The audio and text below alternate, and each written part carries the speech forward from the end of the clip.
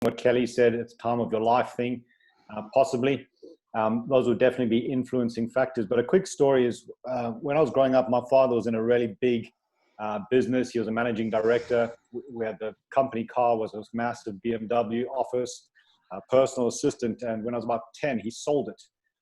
Sorry, it's not sold it. He bought a business. He got out of that and bought a business. And I couldn't understand it because this business that he bought was quite dingy. It was much smaller. He didn't have a PA yet to make his own coffee. And as a 10-year-old, it made no sense to me until he said to me, I said, Dad, like, why'd you go from one to the other? And he said he just wanted to be his own boss. And Kurt, that just resonated with me.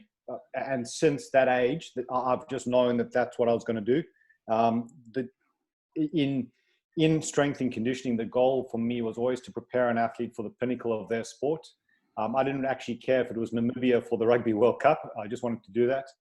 And a female tennis player, Jamila Gardasova, said, can you prepare me for Wimbledon? At that time, it kind of just ticked a box. It was like the next phase of my career was coming up. So that would have been Wimbledon 2012 and the lead up to that. And it was in Wimbledon that I said, okay, let's start Propel. And so the goal has always been to get into the private sector for the reasons that I'm probably not a good employee. When I was at tennis, I was probably in front of HR maybe 4 or 5 times for not some stuff that Kelly and Locke have already alluded to with the red tape and all that kind of stuff. Things that just I didn't think I needed to do if it wasn't in the benefit of the athlete. And at Propel, we do exactly what the athlete needs when the athlete needs it, and that's it. So being my own boss, it might not have the kudos that some of the other positions might have in the professional sector, but sort of in control of my own destiny, I guess. Yeah, it sounds good. Love the story. It's a really good background to see, I guess, how you got to where you did. Dan. Yep, my situation, because I'm old, was like there were no really roles in professional sport when I started. So you had to be your own boss, and you'd subcontract all these little different sports, or even within your sport, like a diving squad. You're working 3 hours a week and you get paid this. So I worked with 6 or 8 different sports in a week, driving here, driving there, to their facilities. Because that's how it was in the early 90s and mid 90s. And then so when full-time work came up for me at the Broncos, it's guaranteed. And that was great, rather than scrounging around a couple of grand here, driving different places every day. And I enjoyed being able to concentrate on my job and not have to concentrate on earning an income and business shit. So I preferred going from being my own boss and controlling my own means of production to being an employee, where that was taken care of and I could concentrate on being a strength conditioning coach. However, I agree with everyone. Once you get into a certain family stage of life, pro sports can't pay you enough.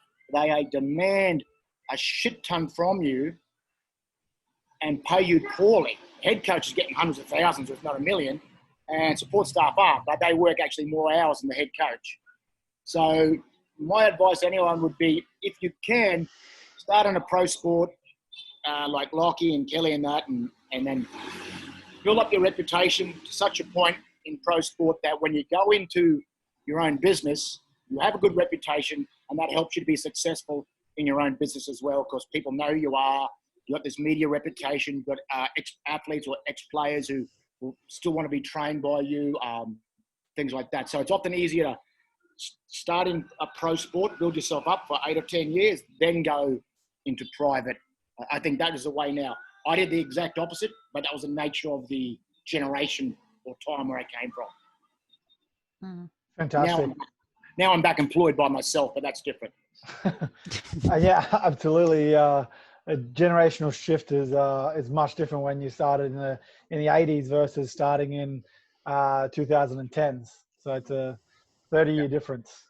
It's good to see everyone has different views, but they're also on a similar track. So believe both professional and private works in different ways. Where, and we're going to start with you, Dan, this time. Where do you actually see the S&C industry going in the next 10 years or so?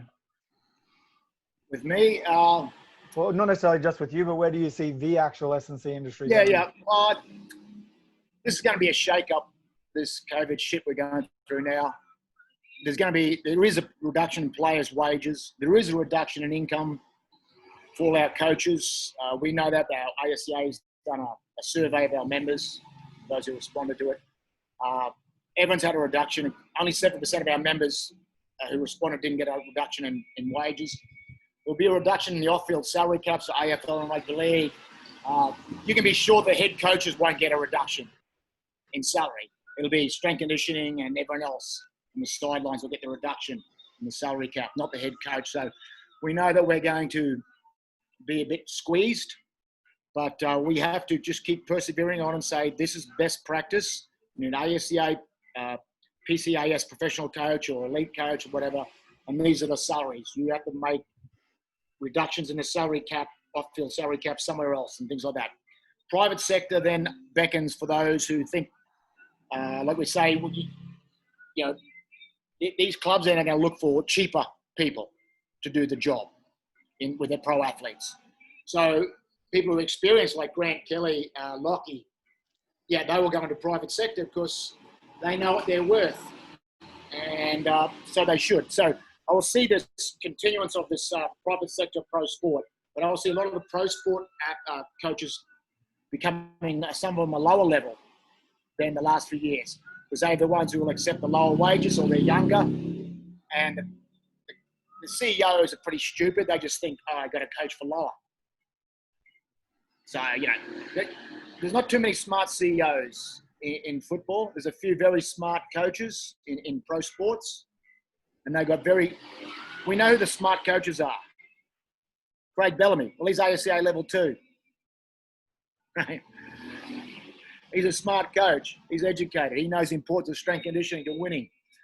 And so does Wayne Bennett. He doesn't have the ASCA qualification. They know the importance to try to get the best people. Other clubs, they're just looking for cheap.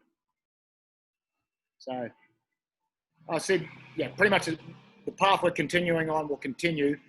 Just that the professional team sport wages probably get smaller than what they were a few years ago, which will drive a lot of good coaches to, like Lockie and into private sector.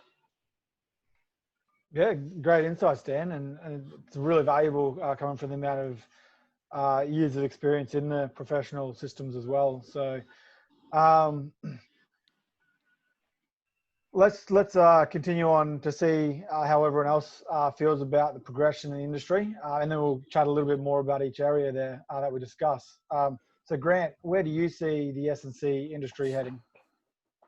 Kurt, I'd say I'd echo Dan's thoughts, but probably coming from a slightly different angle. And I think about this, if we had to go back to the 1980s when the AIS was first, brought into play, expertise was limited, facilities weren't very common, and equipment was expensive. And then we saw this sort of decentralization with the state academies and institutes coming out. I often give the example in 2005, I tried to buy some ABC, some Australian barbell company bumper plates. I think they were like $22 a kg back then. And now you can get Chinese ones for, $5, $4 a kg. So everything's happening. So equipment's getting cheaper.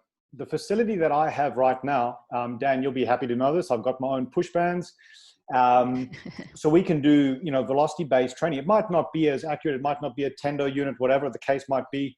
But we can do VBT stuff in my own facility, 86 square meters.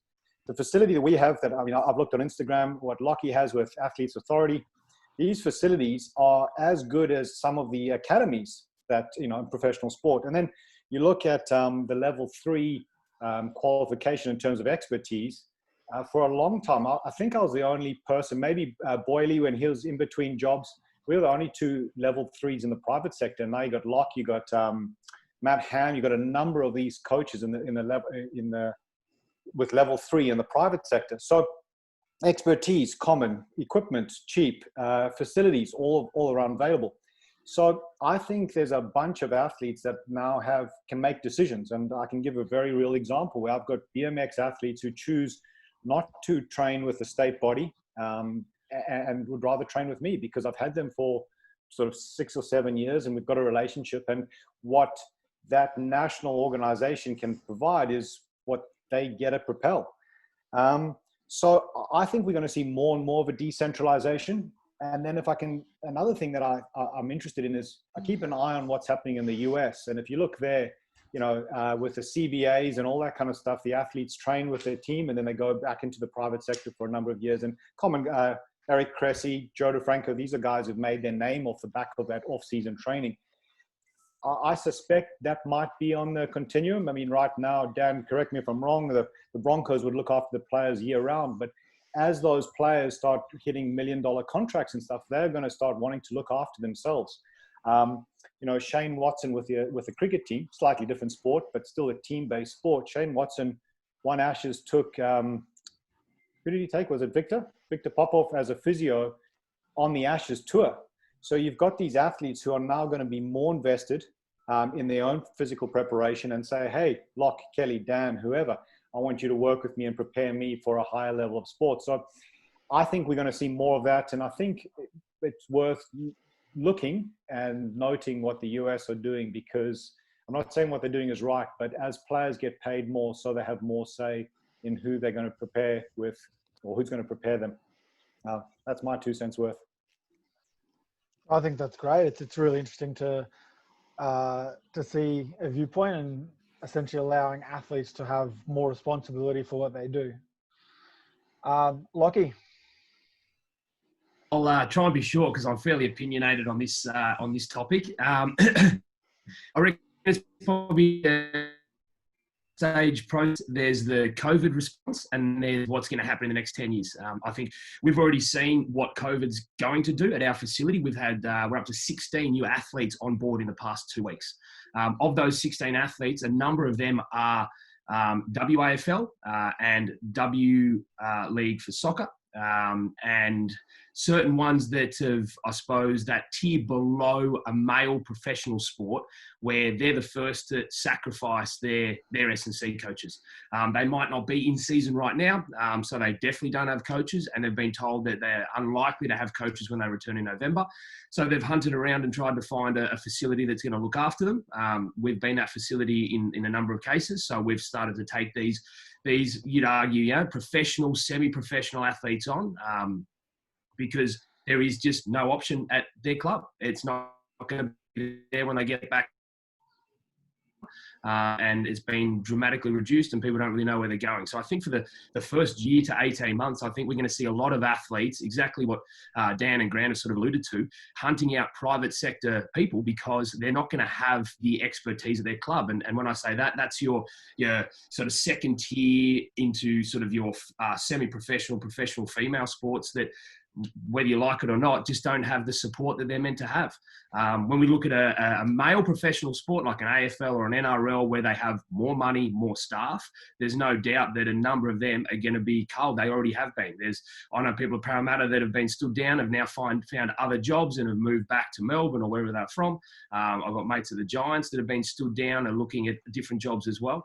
And that's just the initial start. We then look at, come November 1, even people that are in the current positions are going to have their salaries cut, and they may not stay.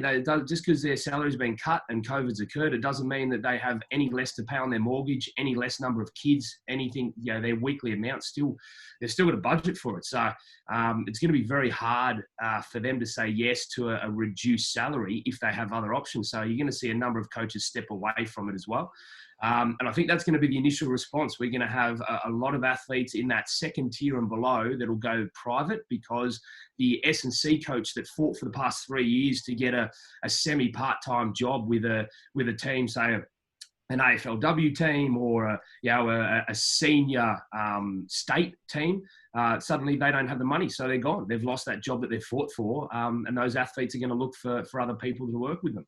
I think then long term, once we start to recover from the COVID side of things, there's no doubt what Grant was saying, that we'll definitely start to heading that US way, in my belief, not necessarily because of the amount of money, but because of the AFL and NRLPA. Because the AFL guys, now, if you've done 5 preseasons, you get 10 weeks as an off season, plus Christmas period is now 3 weeks. So the Giants boys that lost the grand final, their senior boys came back for 4 days, got tested, touched base, and then they went on a 3-week break. So suddenly the difference between the off season and the Christmas break is so close that it's only a matter of time before the AFLPA wins out, and they'll say and dictate that if you've been playing 5 seasons, you don't need to come back till Jan 4. So previously, where you had an off season of maybe 8 weeks, in NRL case, some of them have 6 weeks, 2 weeks they're drunk, 2 weeks they're on holidays, and 2 weeks they're socialising and trying to find their way back, and then they're back in the preseason. Suddenly they're now stretched out to 3 months, and no professional athlete, no matter how lazy they are not going to do something for 3 months. So suddenly, because that gap is so big now, they're going to start to shift across and likely find external people to work with. So that, I think that is going to be a very interesting time when we start to expand that off season, and the NRL will start to follow. The AFL got 10 weeks for their seniors, 8 weeks for their juniors. The NRL have 8 and 6. There's no reason why the NRL is not going to keep pushing through their Players Association to get 10 and 8 as well. And before you know it, I think the NRL and the AFL will both have a substantial off season that will require private sector people to step on up and manage elite athletes. But at the end of the day, you don't make money off professional athletes. I can tell you that much. They're not going to be spending too much money. So they might make your facility look good when they walk in, but they're not paying the money for you. You want to target the younger ones. So that's my 2 cents. And great, a lot of detail in that too, which is fantastic. And I can definitely echo those thoughts and the fact that professional athletes don't pay your wages. So,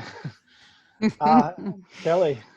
Yeah, I think we all know the professional athletes are the ones that are used to getting stuff for free, right? So they kind of continue to expect it to be done for free. But I agree that it's going to be a private facility way of the future, but I also think that general public is where a lot of people are going to find joy and a lot of work. Definitely, that's where I have, not intentionally, but just the way of the world, have been niched. And it's great.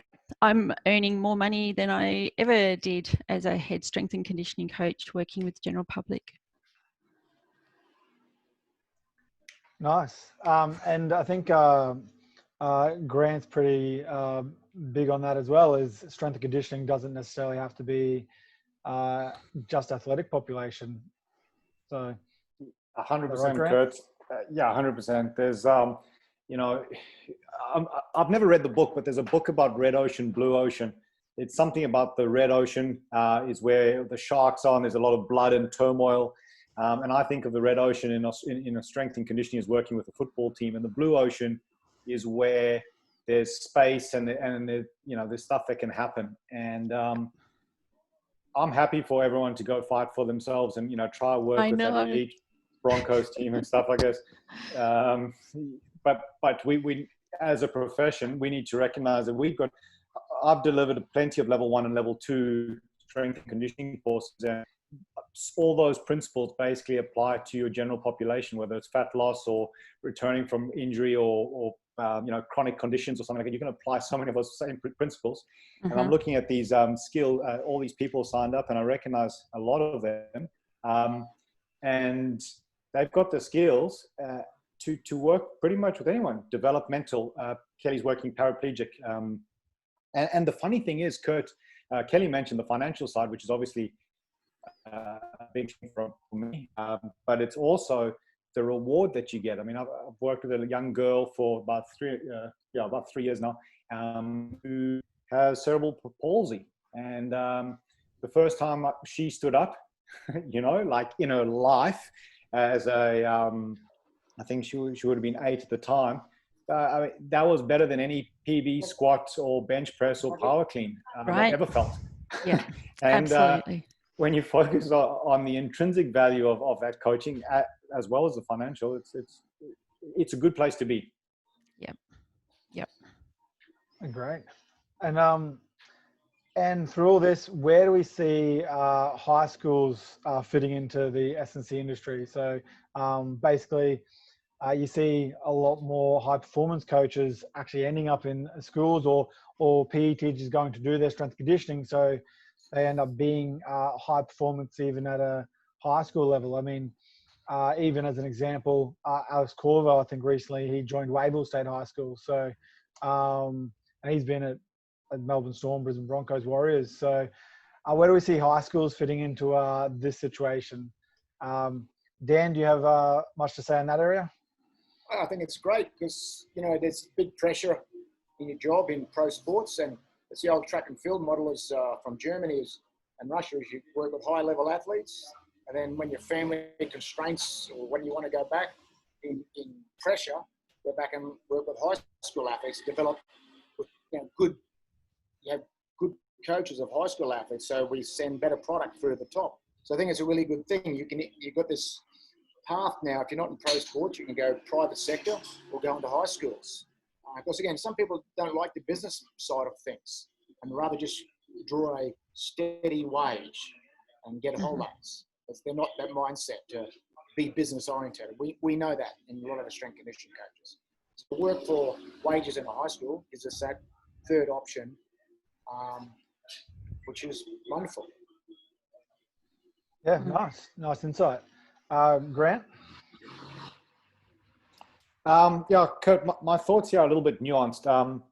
When I was at Brisbane Boys College, that on my resume, to me, is the most valuable 5 years that I had. Worked in high school.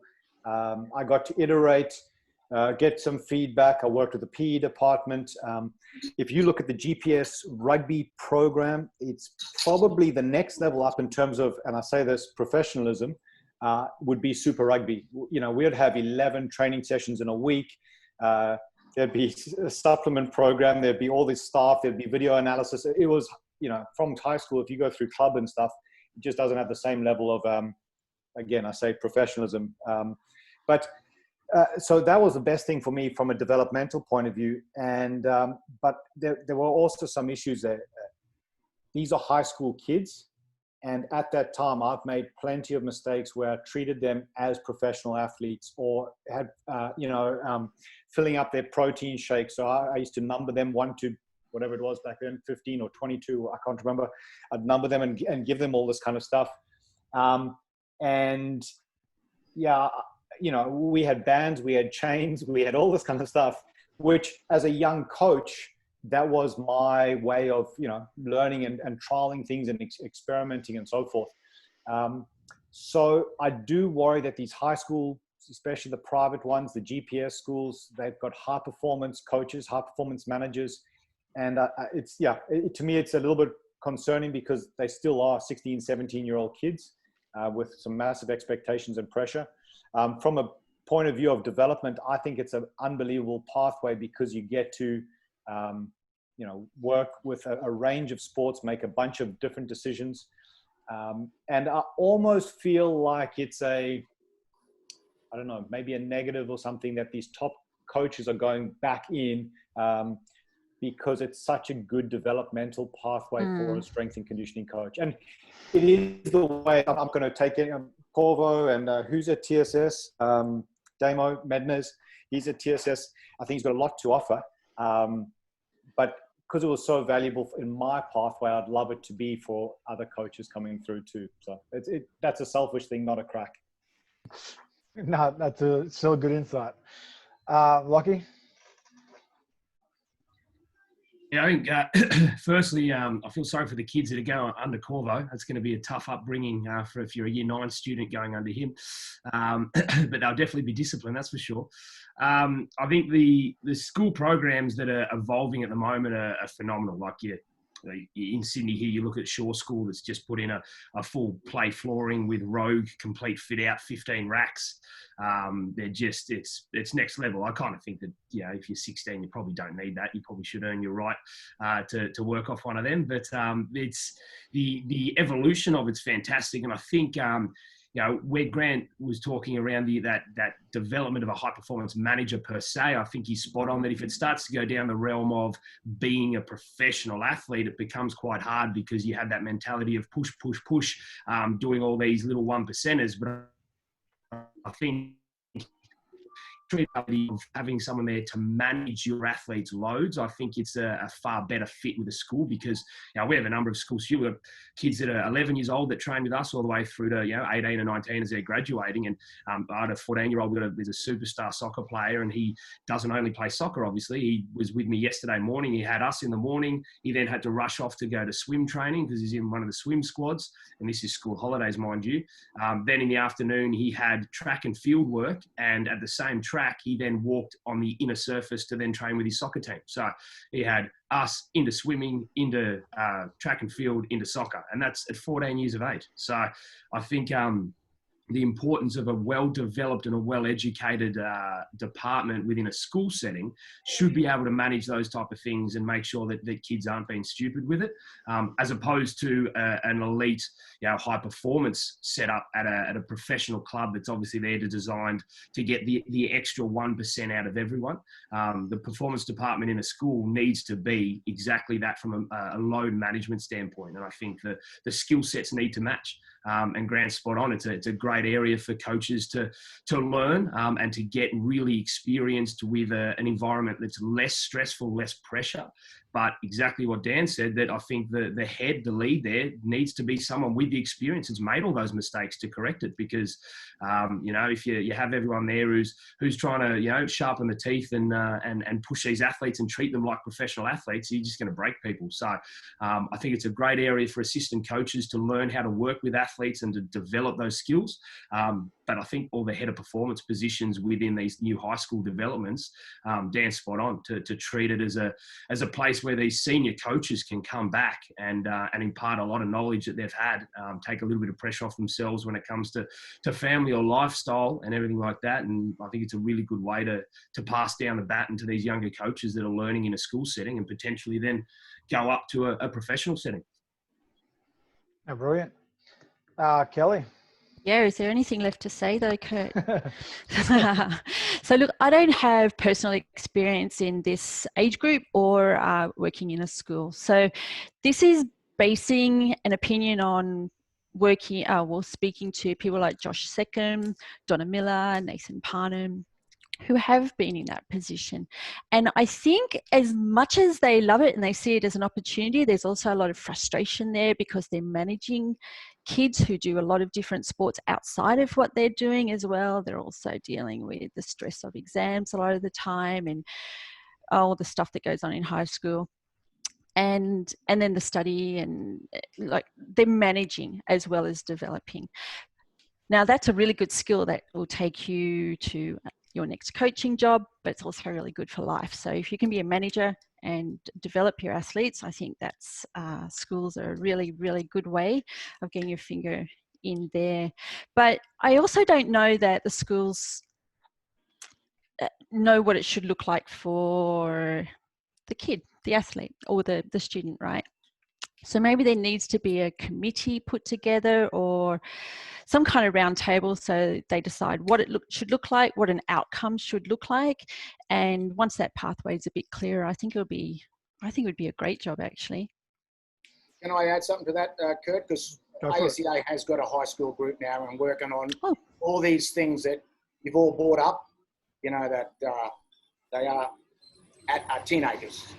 Yeah. And et cetera. So we have got a high school, not specialist group, advisory group, like our women's advisory group, etc. Now we've got a high school group. So all these issues you've brought up, we're working on and they're working on. So because they are issues. I didn't know that. Yeah. Well, it's only very new. Oh, a secret? Not as if we had a general meeting lately. True. True. That's great information. But with that board meetings online. So we're doing this, all our board meetings are still going ahead online. It's not as if I can fly from Bali. No. I'm going to, before we go to the next question, I want to touch on it briefly. I think one thing Lockie mentioned earlier is just, it's interesting to see the high schools with all these massive facilities. And he said, it's kind of like at that age, you still need to kind of earn your right or earn your stripes, basically. I'd say, Dan, that was pretty much similar to when you worked at the Broncos. They've had the same gym since the early 90s until, 2 years ago, was it? Yeah. I mean, got new equipment in, and it got renovated once or twice. But the renovation designed by an architect, so it was shit. I didn't get any input from strength and conditioning coaches. They just, some architect put columns everywhere. God, it was dreadful. But anyhow, yeah, we had a shit facility. That boys just trained hard.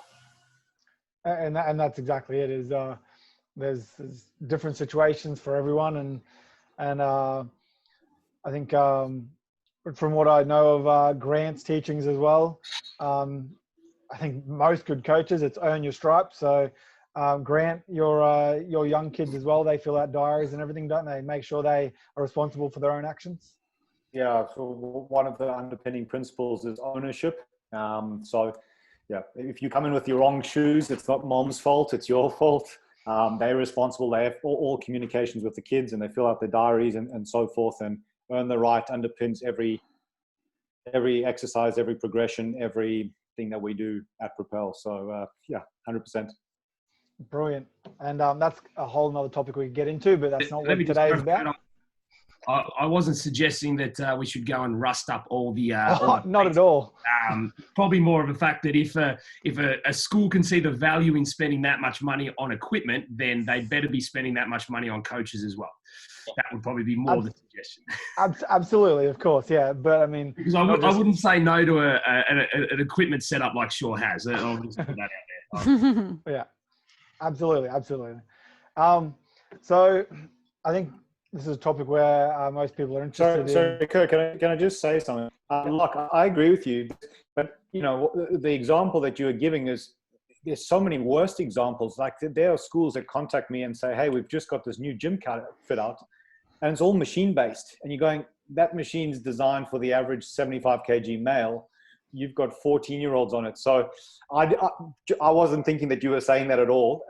And that's definitely a better mistake to make than some of the other situations that we can find ourselves into. 100%. And to what Dan said, I was at the Giants, and I was not once discussed on our new gym setup, and I came in and they've got this floor that is just it's poured rubber. So they pour it. And the guy goes, no, the architect says is the best gym floor. I said, yeah, but what did the strength conditioning coaches say? This is a terrible gym floor. I'm like, as soon as we drop a dumbbell, it's going to crack. And he goes, oh, yeah, well, it's not really designed to drop weights on. I'm like, it's a gym floor. Like, what do you mean? So we dropped a weight in the first session and it cracked the floor. So we then laid just standard mat tiles across the whole floor. So this $150,000 beautiful floor, we just went over the top with your classic 1 by 1 meter tiles because they're more effective. So I think you're right, Grant. It's probably that school perhaps should have hired a strength and conditioning coach to discuss what should we buy and what's going to be the most effective for our gym. Well, we have ASCA facility guidelines, and we're going to bring in, gold, silver, bronze levels. Yes. So have this. Yep. But again, it comes back to my original point. CEOs and high school principals are fucking clueless. Yep. It's not their lane, but they forget to get someone who does know their lane. So. And they say the architect says, it's the best. The architect who did the Broncos gym like 15 years ago. I put a column here and it's the architect situation, Dan, is a funny one, because I think that happened with New South Wales. I think it was the Swifts. They built a whole massive, really nice netball facility, which is really new. I was lucky enough to be down there when they hadn't even opened it yet. So walk in there, get to watch the session, but there's not enough space on the side of the courts to actually do a warm-up if some other team is playing, and they've got leveled surfaces, 1, drop to another level, 2, 3, 4. So you don't actually have a full facility where you can run outside of an actual netball court space. They also don't have space for physiotherapist tables in the back rooms. And they said there's no aircon because the architectural setup means there could be continuous flow through the whole facility. Yet we came in the morning and they were due on the netball courts. So that's a whole other argument about architects and engineers and what's working. But we do actually have a question from Sean Preston. He said, in regards to schools, how would you suggest educating school systems to make these right decisions that we're discussing? Well, we're doing that now with our high school advisory group. It's going to be a slow situation. We're getting enough where we get critical mass of strength conditioning coaches saying to the high school, this is ASCA best practice and recommendations. If you're not doing this, then you're not following best practice, and you're leaving yourself open for some form of liability. But it's going to take time to educate these principals and architects who are ignorant of the difference between strength conditioning and going to the gym. For example, like the architects say, I go to the gym twice a week, mate. I do pec deck. I know what it's all about. And they're influencing things. So we do have our advisory group. It is going to take time, unfortunately. Change always takes time. People are resistant to it. So, Dan, are you suggesting we shouldn't have a pec deck? Because I might have an issue with that. If that's your whole idea of strength conditioning, mate. It's a very good for reverse flies, going backwards. Does anybody else have anything to say on that matter, or should we leave that one with Dan and the high school advisory group at the moment? If I can give some three things that I found were pretty useful at my time at BBC. Number one was make the connection. So I'm talking about if you're in the school or if you've got a connection with the school, find the people that are on your level that appreciate strength and conditioning.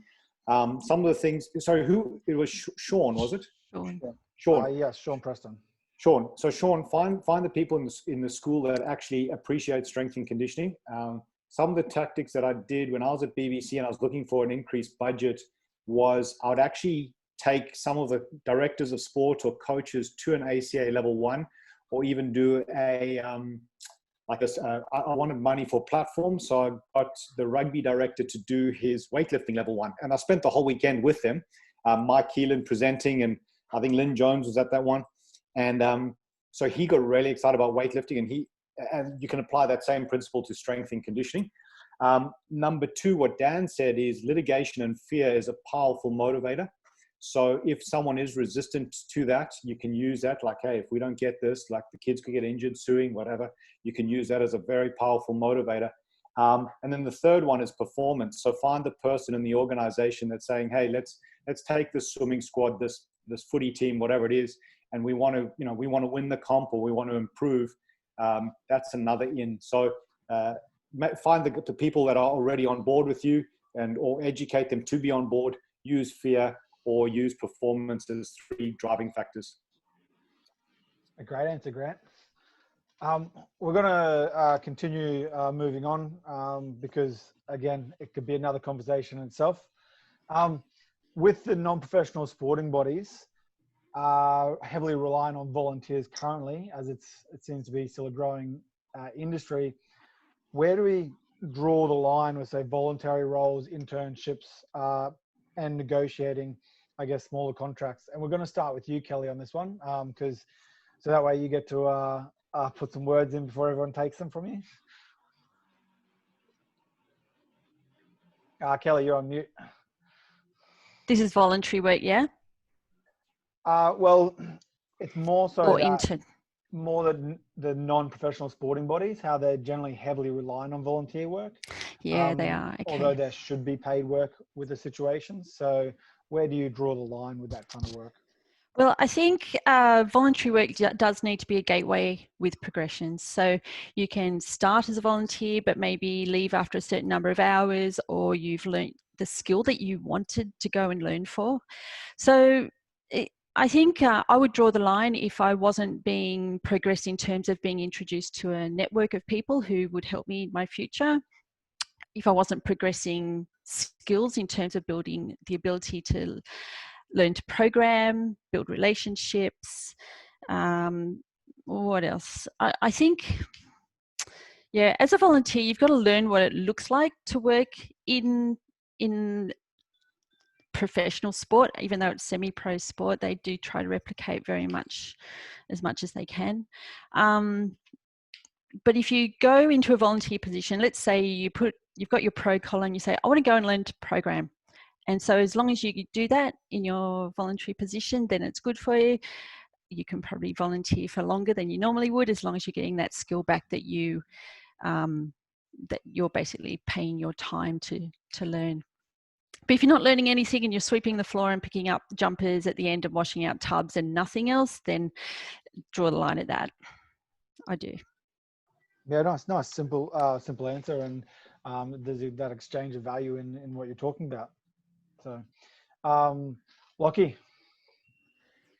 Yeah, good. I'm a massive believer in unpaid internships. I think they're a must. But I think the biggest thing is people take them far further than what they should. And I think there's a couple of key things that you need to have with it. We had a very effective unpaid internship at the Giants. We currently run an unpaid internship at Athletes Authority. But a couple of key things I've always gone with is, one, it's got an end date.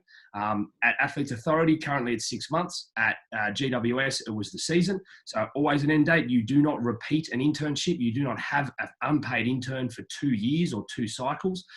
Second thing, has to have a curriculum. You need to have an educated curriculum that they're learning from, progressive, structured, has booking in each week where you're meeting with your interns, discussing things, taking things through. Next thing and third thing is always make sure it's not just one. Obviously not always easy to do, but at the Giants and at Athletes Authority, we've had 3. We had 3 at the Giants when I was there, and at Athletes Authority now we're up to 4. And the reason I say that is because they should not have the burden of responsibility fall on them so much that they feel like they cannot do anything else. So they work as an intern team. The 3 or the 4 of them work together to cover certain times, so that we get them assisting on the gym floor where they can learn, see, coach different athletes. But if they have paid work come up, they can easily sub in with someone else. So there's not that pressure of one intern that has to cover all of these things. And I think the last thing is what responsibilities you give them. So there's no doubt that, like Kelly said, you don't want them just sweeping the floor and doing this just grunt work. You also shouldn't be expecting them to manage an entire team, or in a professional setting, often interns get set with a reserve grade team, and sometimes they're managing their whole program, and something they have a job when they're there to learn. If after a month they are seeking more responsibility, they want to take on responsibility, then it's obviously up to the discussion, and you can make sure that that can occur. But you also got to be very careful that they're not being so burdened that they can't get the correct education. Because at the end of the day, for my opinion, internship is an education program. They're exchanging their time for education. At university, you exchange money for education. As far as I'm concerned, there's absolutely no different. I think it's better to do an unpaid internship. But it also then leads to what we start to see, and we start to see advertised, where people are physically advertising jobs and trying to claim that they're unpaid internships. They have a high responsibility. They're accountable to someone at a far greater rate than an intern is. They have no support, and they have a high expectation of prerequisites, that being undergraduate degrees, masters, and stuff like that. The state of where we're at, we just fairly qualified people apply for internships because there's not a lot of, and it's hard to then separate them. But realistically, our internships don't have a minimum in regards to education. But I have PhD students apply for internships because they just don't have any other options. Yeah, no, it's awesome that you've kind of laid out the structure nice and simple as well, in regards to what you expect there. Grant. Good. Do you mind just repeating the question? So within the non-professional sporting bodies, where do you draw the line regarding, say, voluntary roles and internships? Yeah, that's an interesting one, Kurt. I don't know if anyone who's on LinkedIn might have seen that Netball Victoria advertised a job. They needed to have, I think, 2 years experience in a team setting, had to have their degree, and had to have their ASCA level 2. It was kind of scary, voluntary. Anyway, I reached out to the decision maker, the high performance manager there, and we had a chat, and I said, look, you can't do this. Your pay is mismatched by your requirements. Anyway, she stuck to her guns. I followed up by going to the Fair Work, the ombudsman, and ombudsman, that's it. And anyway, I now note that the positions have been withdrawn. Interestingly enough, a few physios jumped on it because the physio also had similar level of expectations and qualifications. So to answer your question, I think if you're not going to pay someone, they have to be an undergrad. They can't have a qualification. Dan, you might have to help me on this one, but I am comfortable with someone who's got an undergrad and got their level 1 if they're unpaid. But I can't remember, but anyway, I'm comfortable with that. But you'd at least say that you're trying to get your level 1 during this. But if you haven't got money to pay someone, you haven't earned the right to have those kind of qualifications working for your sports organization. And anyone who's listening to this live or recorded, please just tag me or reach out, and I'm happy to have that chat with you, because especially if you're a younger coach, I've got nothing to lose. I can have a crack at these people, and I can have the conversation. And by the way, if I can say, the whole time that I was discussing with this decision maker, I kept saying, look, I will help you. I can help you do this. All the stuff that Lockie said, as long as there's and Kelly, as long as there's a transfer of value, you might not be able to say a level 2 or degree, but I want to, and I reached out and said, I can help you set that up. That's what we do at Propel. We've got a curriculum. We've got a whole bunch of things that they have to achieve. I can just send it to you. And there was no interest in discussion until, I guess, the threat of Fair Work got her into gear, and they've pulled it. So I wasn't just having a crack. I was actually trying to help.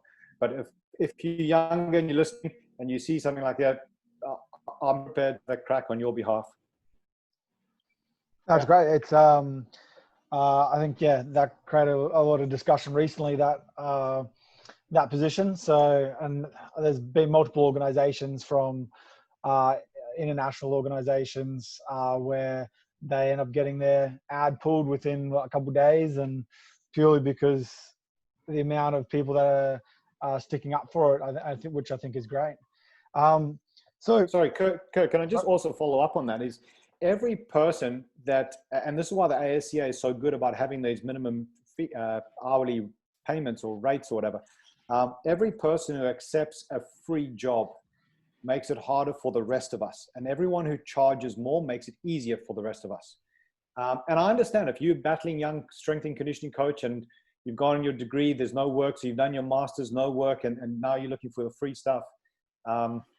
It's a tough situation, but understand the principle that if you do the free work now, it's going to make, with the qualifications and with experience, it's going to make your life a lot harder when you've got the experience to sort of demand a higher salary or higher payment. It's going to make your life a lot more difficult later on. So just be cognizant of that. Jared, can I go now? Yeah, exactly. That's why I decided to put you last, Dan, being president of ASCA. Most important thing is people need to realize in Australia, no matter what program you're in, the workplace laws of Australia override everything. Fair Work Australia has distinct rules about what is an internship, volunteer work, or unpaid work. They override anything. So it comes down to what Lockie said. Is it a course of learning? Does it have an end date? Are there outcomes? And is it a job that could be done by someone else and you're just taking that as unpaid work? They're the definitions. So you can't breach any of those rules. There must be a learning outcome, an end date, things like that. And you're not stealing someone else's job. You're supplementing your own learning, etc. So if anyone sees these jobs like Grant just mentioned or anything, complain to Fair Work Australia, the Fair Work on. Yeah, we can't see all these jobs. We need all our individual coaches to say that's illegal. Now, here's a beautiful thing. In Victoria now, that is a jailable offence. It's called the Wage Theft Act. It's just come in. So if someone tries to give you a job and doesn't pay you properly, i.e. no pay at all, underpays, and there is an award rate for coaches in Australia, which includes strength coaching.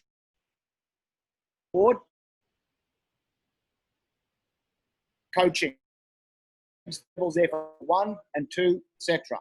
It's actually slightly under our PCAS, but it's very similar. Hey Dan, can you just repeat that for a second, because it just cut out during what you're talking about? So you just finished wage there. Yeah. Fair Work Australia there's award wage.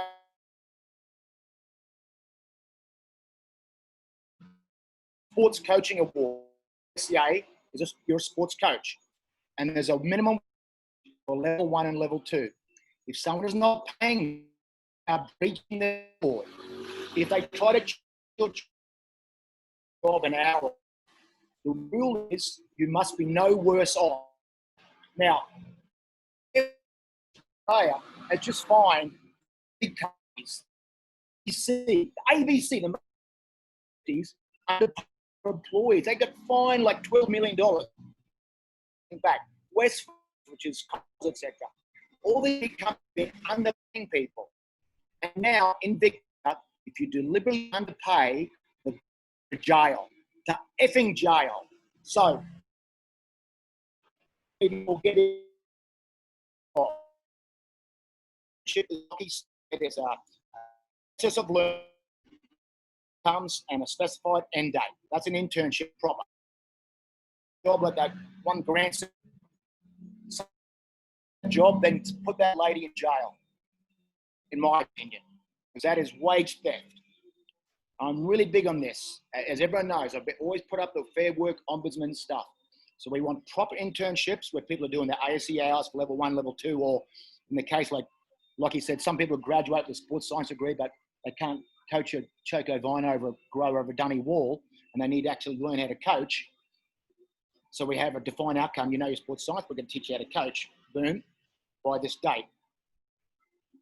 If you see a job that is just exploitation, go to Fair Work Ombudsman, have these bums put in jail or fined or whatever it needs to be, whatever the Fair Work Ombudsman decides.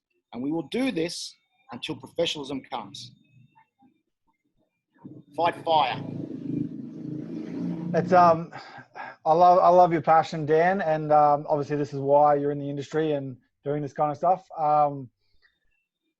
It did cut out during some of that, so I will get some of that off you later. That was actually Zoom just beeping out his swear words, mate. Because it was actually really quite interesting. The actual main case he spoke about, it cut out, and then afterwards when he just summarised, it was all good. So maybe you're right, Lockie. Maybe you're right. No, obviously we've seen a lot of this, particularly in recent days, with a lot of professional industries and non-professional industries.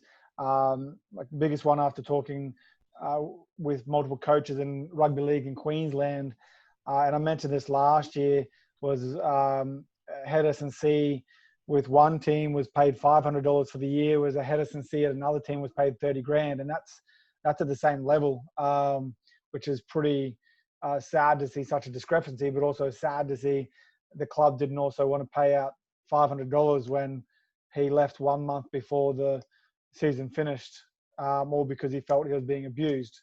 So that's a really interesting situation. But as Dan, Grant, Lockie, and Kelly would agree, it's where we've got to start actually standing up for our value as S&C coaches. And as Grant said, it's the more you take on those voluntary roles, in essence, you're actually devaluing the industry rather than valuing it. Can I just add something to that? I think with our discussion on the private sector, I think that's where being in the private sector is so important, because at the end of the day, a lot of the coaches, so two of my assistant coaches, one works for Spirit FC, which is an NPL soccer club, and the other one works in an under-20s Parramatta, which for NRL. That naturally, a lot of the coaches that I will be bringing on board at that level will already have their foot in the door. They're going to have a specific talent. They're going to have that sort of level of coaching. That's what we're looking for when we hire. So that's just how we're going to work. And the goal of us in the private sector is to try and get them to a quality of pay where, and obviously a love of the job, that they have to think twice about going to the professional sector. When they get headhunted, they have to actually sit down and go, you know what, do I go professional? If they want to get for the experience and the job, fantastic. But they shouldn't be going there for the pay, because the pay's not great. Even as you get to the top, you can definitely get some good pay packets, but as we've alluded to previously, it's still not enough to keep you away from your family every weekend. And I think it's really important that the more options that coaches have privately, the harder it will be for them to get headhunted by professional clubs. And suddenly professional clubs are going to be forced that they have to raise the standards. So, they can't get an assistant S&C coach for 40 grand because that same assistant is working at my facility on 70 grand. So then they go, well, we have to pay them at least 70. Then you go to the next level. Well, how can we get that higher? So I think it starts with the private sector, the growth of the private sector, and coaches getting quality jobs in the private sector, knowing they get paid well, looked after well. They're not just going to say yes to a throwaway 50K at a professional club as an assistant role. Yeah, absolutely, absolutely. And like you're saying, those specific positions, like I think, I don't know exactly what the standards are between NRL teams now, but what used to be the it used to be the Toyota Cup. Those positions were, I think, on average about 28 grand a year, with the amount of time they actually put towards it. I can get 15 grand from just one client, training them once or twice a week privately, versus working 3 to 8 times a week for that club. Although it's professional versus private, the athletes are still at the same level. Well, and that the term that's used by all the heads of football and football managers are overs and unders. A staff members are either on overs or they're on unders. It suggests that no staff member is paid what they should be paid. So you're either a staff member's overpaid, as in a head of performance is overpaid. Therefore, for every person that's overpaid, there's someone else that needs to be underpaid. So you get your lower rungs that are all on unders. And I've heard it in many meetings say he's on unders, he's on overs. We need to balance. Like, that's how they work. It's just it's a numbers game. It's not a respect to the position or what the value is. It's simply balancing a checkbook and making sure those that are on overs, well, for every person we have on overs, we have to have 3 on unders. It's just the way they talk and the way it is. So you've got to change a few things. Yeah. Yeah, definitely. And talking about balancing checkbooks. We're going to start with you, Grant, here. How do you actually set your value as a coach? So not just privately, but I guess it would be the same thing, I guess, is setting your value as a coach, whether you decide to go professional or whether you stay private. How do you set that?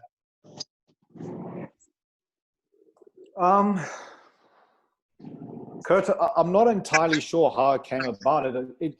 In some respect, as I felt that I could contribute more, I just pushed my price up. So I'm not saying I try to do what I could get away with, but I don't want to work many hours. I want to work valuable hours. So I think I started off with, at about 100. So you always add GST. So I started off 120 an hour. So plus 10% is 132. Then I went to 150, so 165, and now then I went 180, so 198, and then 200, so 220. And each time that I went up, there's a few things that happened. Is that I got way better buy-in from my clientele. They paying for my time, so they actually implement my advice. And when I say clientele, I'm talking Gen Pop as well as athletes. And yeah, so I've just pushed that up. And so it wasn't anything that I did, like sat down and do any calculation or anything like that. I don't think in the beginning. I just kind of started with a number and worked from there and just sort of added to it. And it kind of just grew as I was doing. Sorry, that's a really wishy-washy answer, but it's the best I can think of at the moment. No, that's fine. It gives you an idea. It gives people an idea of where you kind of get that value. Because I think when students may learn any kind of business, I guess acumen through say university, they tend to get told just assess your demographic around the area and value your price around that, rather than valuing yourself for what you're worth, rather than what you're doing. And obviously there's different situations you can do that for, but it still gives an insight to how we value ourselves.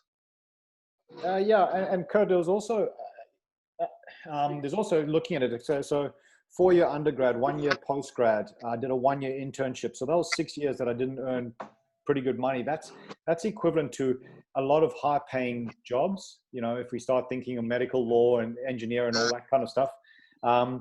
And then I started looking at my experience and looking at around that. I think I won't say that I mulled on it, but I definitely that was an influencing factor. Saying, wait a second, why is that person in that domain charging that amount?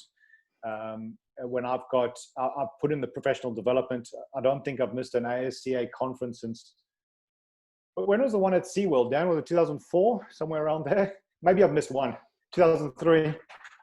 Maybe I've missed one since then. So there's a lot of professional development there. I've been to conferences in New York a number of times. I've done a lot of, that's a big investment. So if someone's asking for my advice, I'm giving it from a pretty good place. And there's a good chance that I can help them achieve whatever health or performance goals they're chasing. So I'm not really embarrassed about that or shy about that. That's just what it is. No, fantastic. Lockie. I'm certainly a bit similar to Grant in the fact that probably back when I was a personal trainer is I simply filled my books and then kept upping it. Kept upping until someone dropped away and I got down and, I was training less people, but I was earning more money. So I do agree with Grant. It's one of those things hard to just suddenly calculate everything and come up with an algorithm and that's what you're worth per hour. I did unfortunately when working at the Giants, we calculated our hourly pay whilst working at the Giants, and that was a pretty disturbing day. That I found out I was making a lot more money per minute when I was a personal trainer, but obviously we did it for the love. And where I am now, I'm lucky enough to have a phenomenal business partner that is very business minded and very value minded. And he's taught me a lot around valuing time and stuff like that. And exactly what Grant said, I'll probably come from as a company point of view because I don't get paid per hour. I take a salary from the company and then obviously we do profit shares. So every minute I put in goes back into the company and obviously benefits us in the long term. But we will, when it comes to our time and our value, we started off with your typical sign on for X amount of months and get this value and this discount and you can add this or you pay up front and get this. And we found every single person that went down the more discounted route had less buy-in to the program. So we revamped and said, screw it, where every athlete that comes on board with us is a 12-month program. That is a 12-month contract because you're not a part-time athlete. If you want to be an athlete, it's not going to take 2 months. So everyone, apart from some professionals that might do little off-season stints, but they still pay more per month. Everyone that comes on is a 12-month amount. They are stuck on whatever the weekly price is. We don't discount for anything. In fact, we go the other way. When they're including physio, we do physio packages and stuff like that. So our base minimum is the same amount for every athlete coming on 12-month package. And then when we talk about one-on-ones, I don't do one-on-ones. It's going to sound like a bit of a wank when I say it, but my business partner has pushed this pretty hard. At the end of the day, if we do one-on-ones, we're going to charge too much. Like for me to do a one-on-one versus being pulled away from working with groups of our athletes or programming for groups of our athletes or working on content for our company that makes much more money, doing a one-on-one with someone, it's just, we'd charge too much.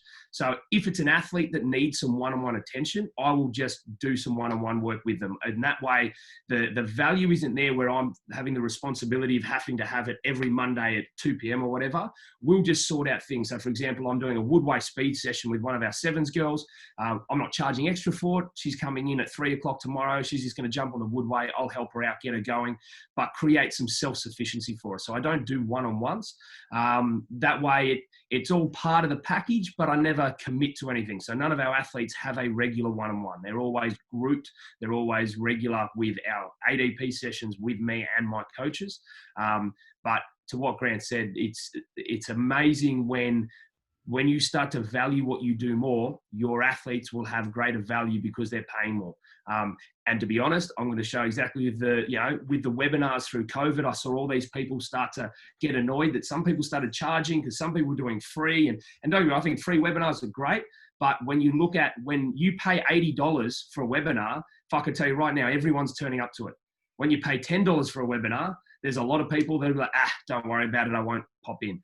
When you go to a conference or when you go to any type of certification, the cheaper certifications are, and I'm not saying people just should charge exorbitant amounts because it's still got to be accessible, but the value cost is definitely an indicator of commitment to a lot of people. And I've seen that firsthand with our company. And to be honest, probably 2 years ago, I would have had a slightly different opinion, but now that I see it every day, it's phenomenal. So I couldn't agree more with Grant. No, it's good. Love it. Kelly, how do you set value? Because Value my time. I was going to say yeah. your background was originally a lawyer, wasn't it? So isn't that like? Look, yeah. I can hang my hat on the qualification, but I can't hang my hat on any experience in law, or very, very little experience in law. So look, it taught me how to research. It taught me to see an argument from both sides, and it taught me a lot of diplomacy. So there were definitely some good things coming out of it, but it hasn't really changed the way I coach or influenced the way I coach, I don't think. Look, when I first started in the private sector, it was in between a contract between Cronulla Sharks and Cricket New South Wales. So it was a 3-month gap, and there was a bridal fair going on down the road where thousands of people went. And in my head, I went like, these girls have practically unlimited budgets. They're going to throw $1,000 in for, to get that bridal body. And I knew I had 12 weeks to do it. So I went and put little flyers under each thing. And I thought, I hope I get 30 people to want to do this for the next 3 months. And then I will, and then I will have, a little bolster of money there that I wouldn't have earned $30,000 working in S&C in 3 months, that's for sure. So that was exciting to me. 101 girls signed up for this thing. So I had, I just did it in groups, big groups. There were like 40 of them in a group, and these are all local girls, right? So it just made me think that I must have undersold myself on that one, because that many people wanted to do it. Then I went and worked for cricket and like shut the whole thing down, didn't earn in a whole year as much as I earned in those 3 months. And, mine starts ticking away. So I went back to it after cricket, and I still do it now, even while I do the para snow sport. And I, again, totally undersold myself when I first put myself out there, and got way too many clients paying me way too little money. But luckily, they were the ones that recognized that, and they started saying, can we pay you more money? And I went, no, that's fine. But they would pay me more money. They would bring me cakes. They would bring me parsley, potatoes, sort of like barter, because I wouldn't accept the money. In the end, we put the money up and chopped my clients down. And I have a tiered system where I have 60 people in the gold standard, not the gold standard service, but the gold standard of what's available to them. And then there's the next ones. So 60 people there, 21 people in a waiting list paying half what these guys pay, but they cannot wait till one of these leaves so they can pay the higher amount. So people, like Grant said, people love that prestige and that status of having that higher or paying that higher amount and getting more for it. And then like Locke, I don't see people one-on-one. I see them in groups. But if I see someone in the group that needs my help, I will just say, you're going to come and see me next week. Let's choose a time. And it's just part of the package. It's great. I love that you have a tiered system and a waiting list to essentially get into those standards. Yeah, they can't wait. Honestly, I'm not joking. They can't wait to pay more. And someone with the level of experience that Dan has, how would you set your value, Dan? Well, because I started a long time ago, I was probably the most underpaid strength coach in Australia. I remember when I'd already won 3 grand finals at the Broncos, so I was still only on 30-something grand, and the average wage in Australia at the time was 50-something. So the Broncos always paid unders. But there's a few different formulas. We see that the AFL and NRL, the players get, and the NFL in America, the players are on about 29% of turnover. Most businesses run between 23 to 29%. NBA is different in America. They're on about 50% for players there, because there's so few of them. So you've got to start thinking in percentages. What is the percentages turnover? What's the salary cap for off-field expenditure? Where am I? But also, the ASCA's done a lot of that for you. So if you're a level 2 PCAS coach, we know that you should be getting roughly this as a minimum, or recommended minimum. Then you can get above. So we have those levels. And I would say that our latest PCAS survey, there was no difference between those working in pro sport and those working in private sectors, both about 94 grand. was the average. So, and that's good. It's like you were saying before, once that alternative to pro sport is there, we're earning the same or more money, like Kel's saying. Then, we say to these, and how we're going to do it, the ASCA, is we talk to the players' union in the rugby league. Say, listen, guys, do you want an 8-year career or 10? Because if you don't go with these underexperienced guys, you're shortening your career by 2 years at your highest salary. So you're going to lose $1 million. End of your career, you're going to be on $500,000 a year, but it can be cut short by your knee injury. You're losing $1 million because your club's a bunch of bums are going to hire the cheapest coaches. So we've got to start being aggressive in valuing ourselves within the realistic constraints that we're under. But, I think we have an award wage there. That's the minimum. That is by law the minimum. Then we can go up there. Then you can go towards what ASCA bases your full-time salary on or per hour. And then you can just add on from there based on your experience and supply and demand. But we have minimums. And I think the minimum for level 1 is like $50 an hour, according to the wage, or $50,000 a year, $51,000 a year, I would say. So check out the award rates for Sport Coaches Australia and go from there. Look at those. They're the minimums. And then how experienced are you? What can you command? Okay, brilliant. I love that. We'll get some links up soon to try and link straight to those awards in Australia. So considering we seem to set a value on ourselves by the looks of it pretty randomly, if, say, you were, and with your experience, depends who you're working with a semi-professional club and they offered you, say, $3,000 for the season, how would you value that and decide to go, okay, do I want to take this position? Is this way too cheap for the amount of hours? How would you actually look at a situation like that and decide if that's right, if you request more, negotiate, or if you turn it down straight out?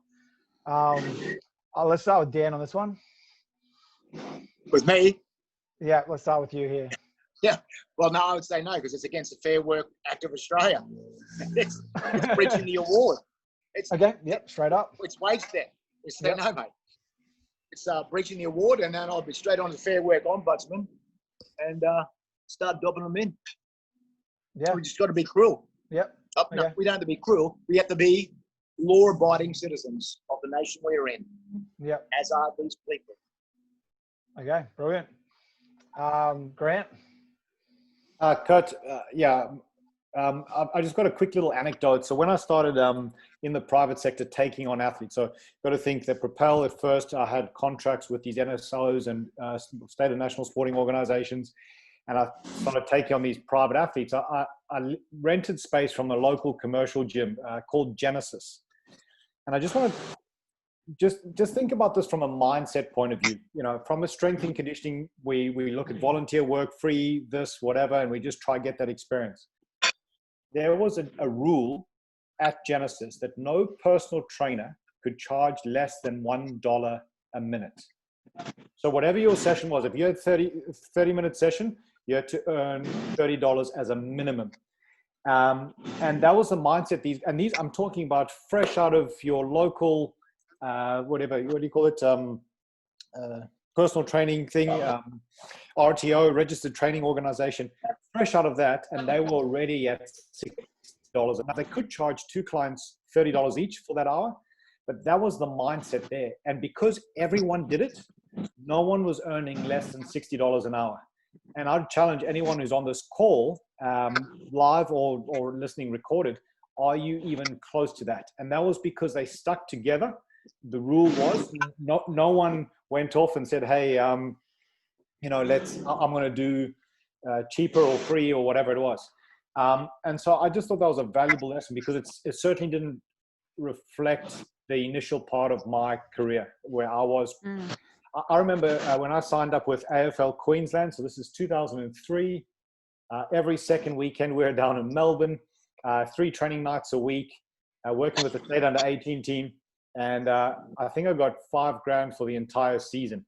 it would have worked out at 17 cents an hour, something like that. I only worked out my hourly rate once and never looked back at it again.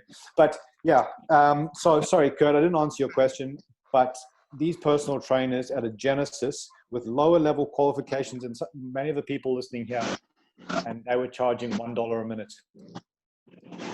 No, I think you still answered the question exactly how, not exactly how you should have, but I think it gives a great indication of where personal trainers sit versus strength and conditioning coaches, and seeing how you value a potential contract. Lachlan. I'm going to start my response with a question to Dan, because I'm going to admit I don't know the difference. Is there a difference when it's referred to as an honorarium versus an award wage? Yeah, honorarium is, if it's a voluntary thing.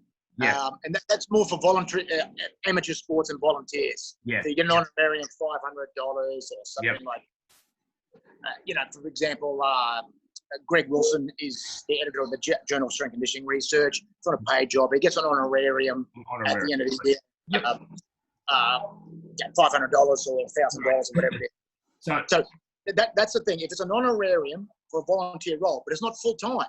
Correct. So then my answer to that would be, if it was $3,000 they're offering, if it was an honorarium, there would have to be something that I'm getting out of it. And exactly what Grant said, that if I was a personal trainer and I want to try and get my foot in the door by getting experience with working with athletes, and the local grassroots team said, look, we can't afford to pay. If you want to come down and train, we can offer you an honorarium of $3,000 for the year. I would then dictate what I did. If they were dictating to me hours and everything like that off an honorarium, then I'd struggle, and I'd definitely say, well, I'm not committing to that. But if off my own bat I've said, you know what, I want to get experience with a group and a team environment, and this is the best way for me to do it, they're going to offer me an honorarium, and it's not throwing me out of my day-to-day, my week-to-week, and it's heading me in the direction. There's probably something that I might look at and go, you know what, this is going to better my career. They're understanding that it's an honorarium. They're understanding they're not employing me. I think there'd be a number of dot points that I would lay out pretty clearly to the team, and make sure that I set my boundaries early so you don't get taken for a ride. But it's tough. It's one of those things that if I'm a young coach and I'm a personal trainer, and I want to start working with teams, and there's no team jobs, and every team job's looking for someone that's had some experience, the only way to get experience is just throw as long as you're not taken for a ride. So if they're going to offer an honorarium and it suits your development, and then I probably wouldn't have an issue with it personally. Are the athletes amateurs? Is the head coach being paid? So if they're not being paid and everyone's amateur, the head coach is not being paid, he's doing the same thing, sure. But if the head coach is being paid $40,000 a year, the athletes are getting $10,000, and they expect you, then it's a different story. Yep, agree with that. If it's a local under 15 team, under 17 team, and everyone's an amateur, and it's for the love of the sport, and you're picking up some valuable experience, and you should do this while you're still a student, is my opinion, not when you're a graduate. When you're a graduate, you should be earning. So dentists don't come out and say, oh, fuck, I think I'm going to go volunteer to be a dentist somewhere for 2 years. Yeah. And that's what I say, like, being a personal trainer while you're at uni is the most valuable thing you can do. I tell everyone, be a PT while you're at uni. Get that experience there. And you're spot on. If you can find some hours working with a local grassroots team where you get experience yelling, having a loud voice, being in a group, you don't need to get paid a world of it, because that's a part of your upbringing, your education. But you're spot on. Once for me, I probably challenge the coaches to say that, well, when you finished your uni degree, you should have a level of coaching ability. So that doesn't mean what are you doing during uni to be a better coach? And a lot of people wait till they get their undergrad, then step out. And this is where you start getting all these people with, there's no jobs. Then they go, oh, okay, I'll do my honours and then my masters. And then you've got masters qualified people stepping out, and they've never coached anyone because they've been waiting until they get out to get a job. It doesn't work that way. You get experience, whether paid through personal training or jumping and helping out grassroots teams with on top of your hours required for uni, so we don't face this problem when you're a master's qualified coach and you can't get a job because you don't have any experience. So anyway. No, I absolutely love the detail there, Lockie, and I'll hand over to Kelly in a second. I'll add, I guess, a little anecdote as well. So in 2008, I just started exercise science as my degree, and this was South Logan Magpies Q Cup. I was sorry, I just had to mute Dan because of all the motorbikes. So I just started exercise science degree. I was working at Griffith University as a PT, and South Logan Magpies were working in the gym there. And I just said, hey, can I come down, just check out what you're doing? And just from helping out, setting up some markers and stuff like that, I ended up starting to run their strength sessions while the S&C was down on the field doing the conditioning work. So it actually helped them a lot, although it wasn't a paid position. I was still a first year uni student. I was a level 1 ASCA. And it just happened to be the first year I came on board was also the first year that they came on board with Canberra Raiders and they won a premiership. So I was fortunate enough to be a part of that team. And I still work with South Logans in a different capacity. I work with the women's, but that was the first year just asking to help out. Like first year, exactly what Lockie said, is that's where you start to get that experience. But even we all make mistakes. Later on, I end up undertaking roles with rugby league clubs for much cheaper than what I should have been doing it for. So all because of where I started to a certain extent. So I'll hand over to you, Kelly. Look, because this was such a big question, went nuts on Facebook. I've written a 2-page points. Most of them have been ticked off with listening to Dan and Locke and G.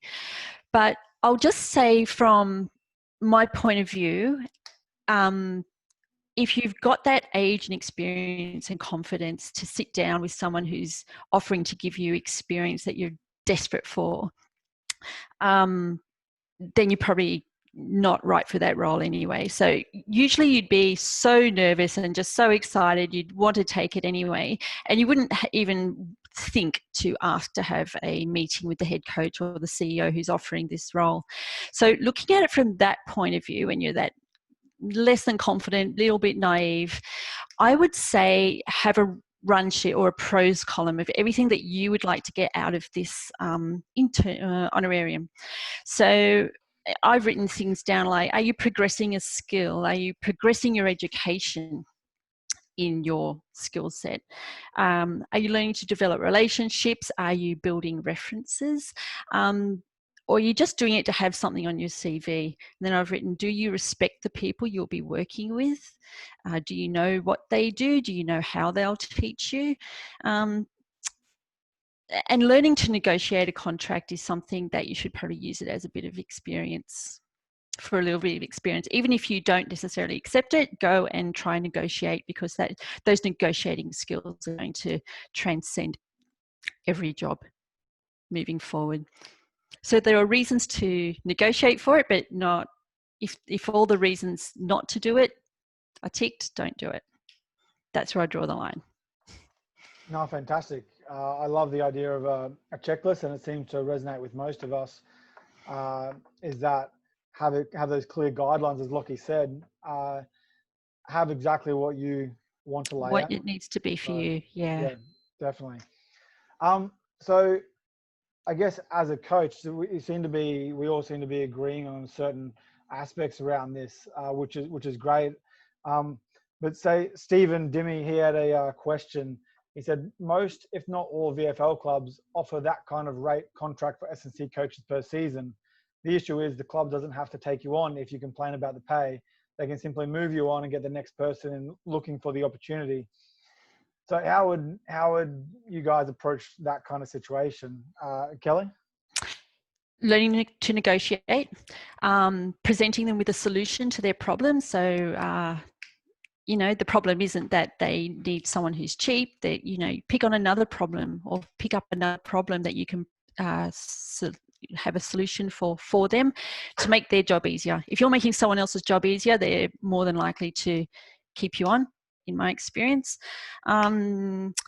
look, if you want to learn to negotiate, write this down: www.cashflowdojo.com.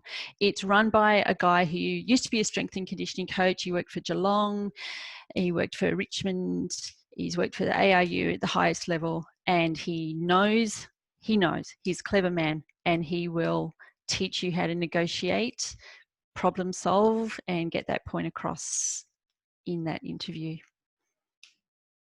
Awesome. So what was that again? It was Cashflow Dojo. CASHFLO Yep. dojo.com. Yeah. Perfect. Just whoops, I sent it privately to Grant instead of the whole group. So that's right. Lockie, how would you approach a situation like that?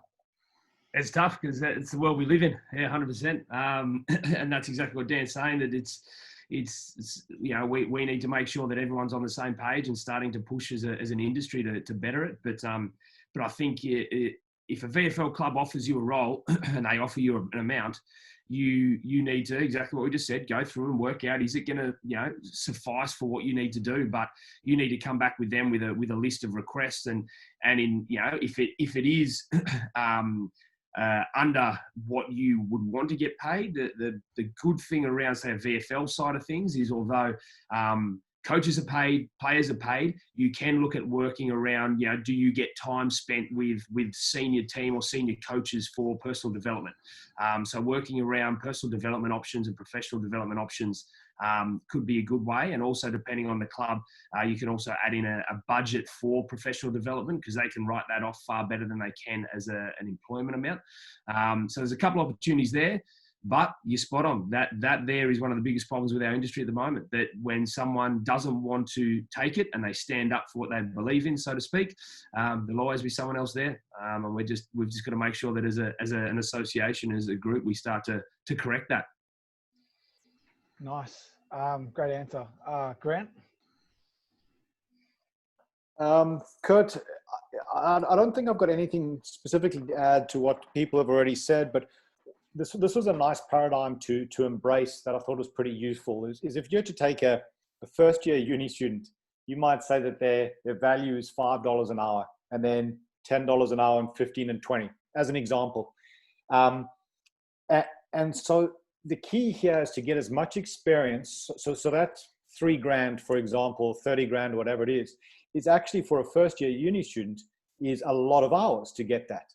And so if we as a profession, and I really think we need to target the universities from first year, go out and get your experience, because your value is $5 an hour. So if you get an honorarium of $500, that's 100 hours worth of time that you should be putting into it. And so if we can get that message in from day one, go get your university, go get your experience, you know, when you sign up at university from the beginning, then you can start to see how that money can actually be stretched a lot further. And I think that's going to help us prevent these problems where someone mentioned before, you know, got a master's or a PhD and they haven't learned to coach. We need to be really proactive as an organization and target these universities and say, day one, first year university, go get experience, go coach the under 12 soccer team at your local club or whatever. And so that way we're not having to make these decisions. As I said, I haven't really answered the question for Stephen, but I think everyone else has. But that's a mindset that we need to embrace into our next generation of coaches. Yeah, nice. And Dan, would you have anything to add to that one? No, I haven't got anything to add. Just... Simple, nice. So we can wrap up. I'll ask the simple question just to wrap up. Pretty much, do you have any parting words or advice on how you can improve valuing yourself as a coach and valuing the industry moving forward? And we'll start with you, Dan. Keep statistics that prove your worth. Simple. Nice. So collect your data, or whether it's a measure of MAS or speed, sprinting speed, change direction speed, strength, and relevant exercises. Keep that data, show your improvement, correlate it to changes in game performance or sports performance where you can. For example, If we're talking about rugby union or rugby league, okay, here's my strength changes, here's our tackle bust changes or yardage. They correlate 0.72. This is what I've done for the team. Therefore, this is my value. Because we can correlate tackle bust or meters gained with winning, blah, blah, blah, blah. The CEOs and everyone will try and beat you down to the lowest amount of wage. That's what CEOs do. So you need to know your worth, but prove it. Just don't say, oh, I reckon I'm doing a good job. What statistics show that you're doing a good job? Have you kept your strength scores, MAS change scores, speed scores, whatever, that prove that the team or the athletes you are coaching are getting better in their physical development? Therefore, if they're not winning, then that's up to the coach. He has to harness their abilities, their physical abilities that you've developed into the nuances of the sport. So you've done your job as evidenced by this change in these scores. So keep your statistics. I've got statistics back to the 90s.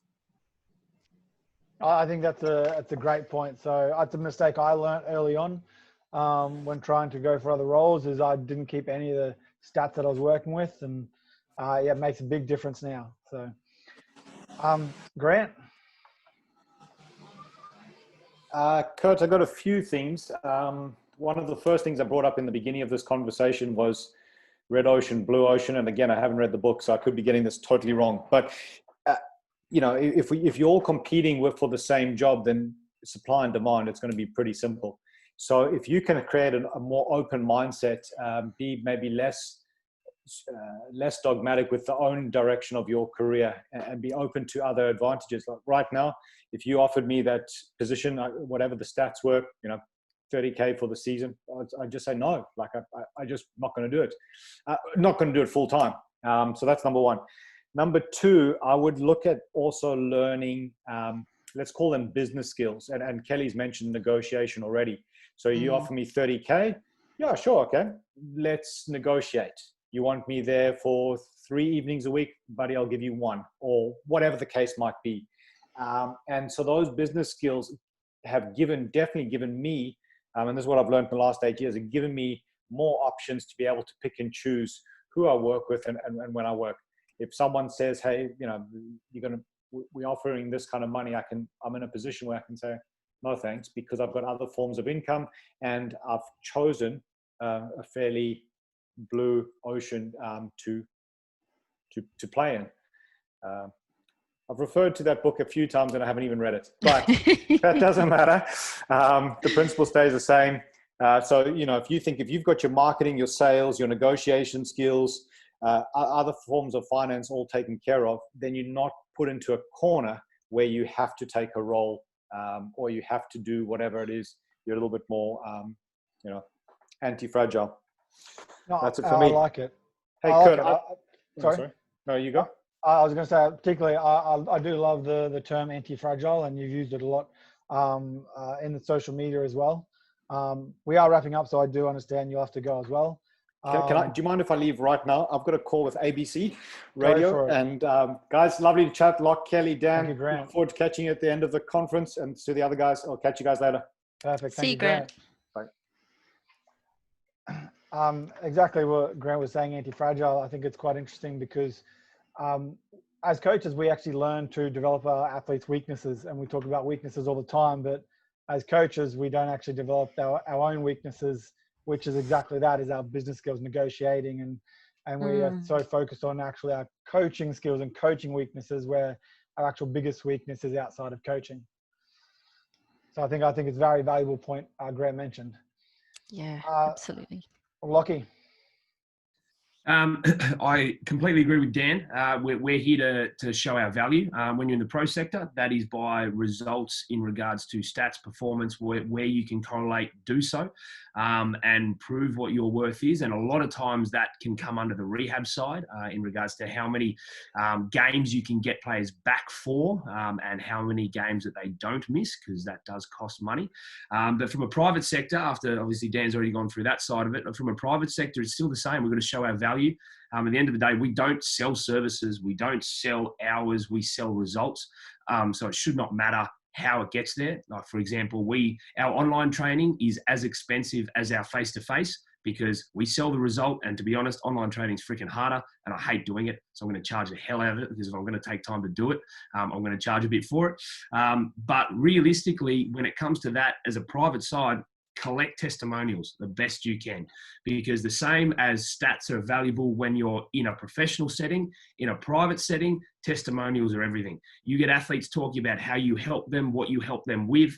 It is super valuable. If you go on our website, we have hundreds of testimonial videos there of all of our athletes, and you never know what testimonial is going to strike with who, whether that's an ACL rehab, whether that's a female athlete that struggled with knee pain and now better. If it's a male athlete struggled with speed and now better, there's always going to be a testimonial that strikes a chord with someone.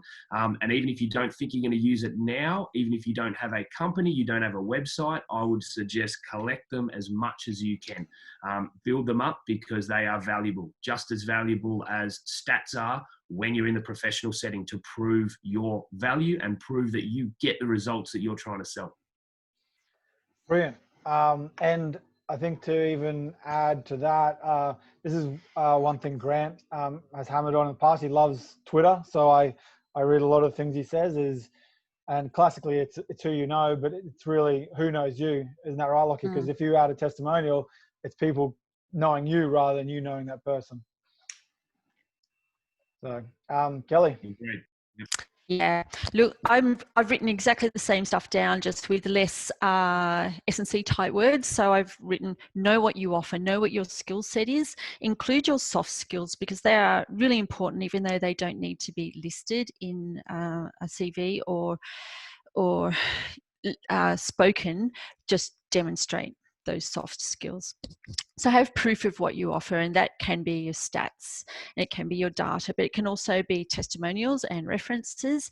If you decide, or you know what kind of coach, or you know what kind of results you want to offer, then make sure that the references you're going to organically get speak exactly of the result that you want it to be. So if I wanted to be the wedding shredder, as Grant called me, then I would try to be that person on social media. I'd try to be that person in the way I spoke, in circles I moved in. But if I want to be known as the para snow sport coach, then it's a different scenario, right? So just have proof from the references that you get that it equals the result you want to present out to the world. Have examples of solutions. So if you offer a solution, a specific solution. So when I was hired by cricket, they really got curious when I said I had worked distance with athletes. And so that was a point of difference. I offered a solution that was a problem to them, but they didn't know it was a problem until I said that that's something I could do. And they, oh, holy moly, okay, so you really are the one who needs to have this job. And the same thing happened with para snow sports. So I was actually asked to interview for that one based on my soft skill-ish of being able to do distance coaching. And then also, back to those soft skills again, when I left cricket, the head coach actually called me after a few weeks, was eloquent and emotional in saying all the things he missed that I had contributed to the team that wasn't obvious at the time. And not one thing was a traditional S&C role. So he seemed to think that I created camaraderie and excitement about being better. And he said, and we've kind of lost that. And I didn't realize that it was you who brought it to the team. And I don't agree that it was just me. It was just I don't know, we all worked hand in glove at cricket. It was a really good team. But he attributed it, can't even say that, attributed it to me, which was nice. So don't underestimate soft skills is all I'm saying. Brilliant advice, and particularly from everyone, from Dan, Grant, Lockie and Kelly. I think these are consistent themes and across the board that's been happening over the last few years. And despite the same conversation coming up over and over, we continually talk about valuing ourselves, and then the same conversation comes up over and over again. I think we definitely actually have to just start valuing our industry. And you can see from this conversation exactly what all four of you have said, and it all comes down to valuing ourselves and our industry. So if we do see something, then we actually have to stand up for it. And it's not just a matter of just going, oh, well, I could do this role, you know, just because, I mean, I need some experience, but it doesn't mean you're valuing the industry at all. Someone's getting away with something again. So I think overall, we tend to know what we need to do, but we need to not make excuses around our own progressive nature and what we just want to be able to give up for. So do we have any other parting words, guys? Dan, Lockie, Kelly? I'm good. Unfortunately, I'm going to have to jet off. Yeah. Perfect. That's it. That's the end of our webinar, basically. So. Yeah. Look, I will say that supporting each other is really important, and not being there's no friction between each other, because we're all going for the same roles ultimately, right? So that support with the money and teaching each other, yeah, I think that will help us as an industry as well. Absolutely. Thank you everyone for joining. Thanks Lockie, Dan, Kelly, and Grant to duck off already. Much appreciated. Went a little bit longer than an hour and a half, but I think there's tons of stuff in here that we can put forward to our industry. So thank you everyone. And I'll send out an email with the recording link, both audio and video, so everyone can share if they need to. So thank you. Thanks for organising, Kurt. Appreciate it, mate. All good. Thank you, Kurt. Thanks for everyone tuning in, and thanks for Kurt organising. Brilliant. Thanks guys. Enjoy the rest of your day.